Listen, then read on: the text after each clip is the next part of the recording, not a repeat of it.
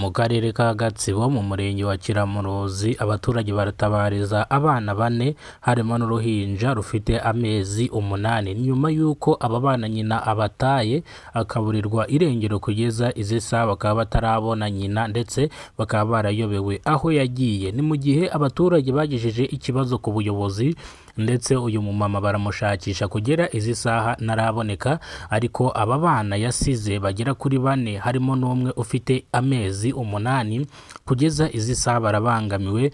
Bavuga yuko inzu batuyemo yenda kubagwaho. Mu karere ka Kayonza habereye amahano ibiteye ubwoba ibyarijije abanyarwanda benshi, ibyatumye benshi bahahamuka abandi barwara imitima.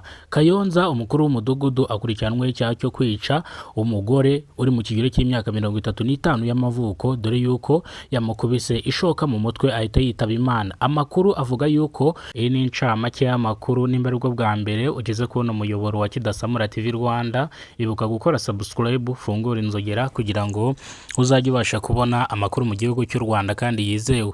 Reka amakuru yacu tuyahire mu karere ka Gatsibo. Mu karere ka Gatsibo mu murenge wa Kiramuruzi abaturage baratabariza abana bane harimo n'umwana ufite amezi 8, n'uruhinja rw'amezi 8, dore yuko abaturage bavuga yuko nyina yabataye kugeza izi saha nyina yaburiwe irengero.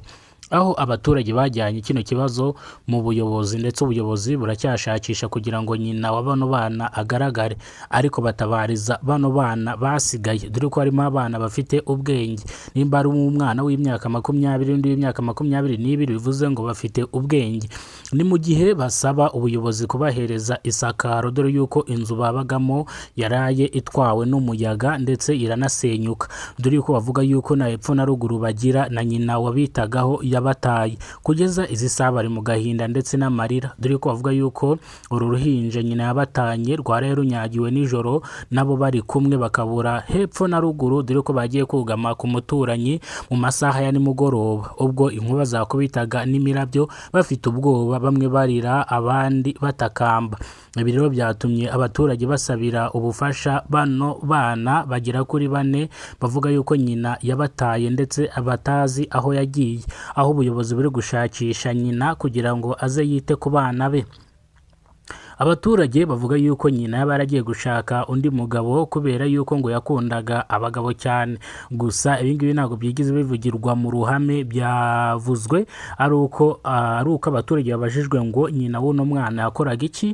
Bamwe bavuga yuko yakoraga akazi ko kwicuruza, abandi bavuga yuko yakoraga akazi k'ubuzunguzayi, abandi bakavuga yuko yari umuhinzi. Gusa rwabuze gica, ariko akazi twabonye yakoraga cyangwa ibyo twabonye yakoraga ni akazi k'ubuhinzi, aho yagiye ngo agiye gushaka umugabo. Kugeza izi saha ntago turamenya ngo yagiye hehe cyangwa azaza ryari, ntago tuzi ngo yagiye hehe, ariko nagaragara namenyekana turaza kubibatangariza. Ariko kugeza izi saha aba bana batangiye gufashwa n'ubuyobozi bw'akarere ka Gatsibo, umurenge n'uwa Kiramuruzi. Aha niho byabereye.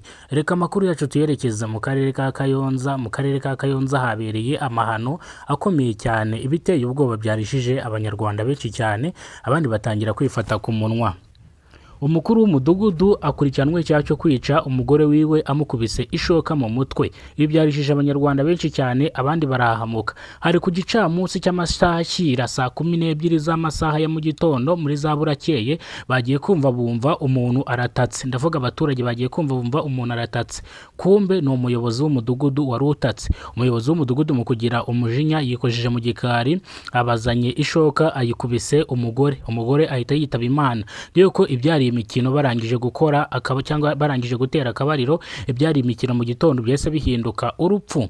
Ibigi byarishije benshi, abandi bifata ku munwa. Abaturage batanze amakuru bavuze yuko uyu mukuru w'umudugudu uyu ntabwo ari umugore we w'isezerano, ahubwo ni umugore wa kabiri yari afite umugore w'isezerano, afite n'undi mugore utari uw'isezerano. Uwo yishe ntabwo ari umugore w'isezerano, dore yuko uyu mugore yishwe yari afite abana 3 ndetse yari afite n'undi mugabo ku ruhande, bivuze ngo yazaga kuryamana na mudugudu gusa ndetse bakabana gutyo gusa nta n'umwana n'umwe bafitanye, dore yuko mudugudu afite abana 4 ku ruhande, uyu mugore nawe afite abana 3 ku ruhande. Bivuze ngo bahuraga bose ari ukwishimisha cyangwa ari inshimisha mubiri.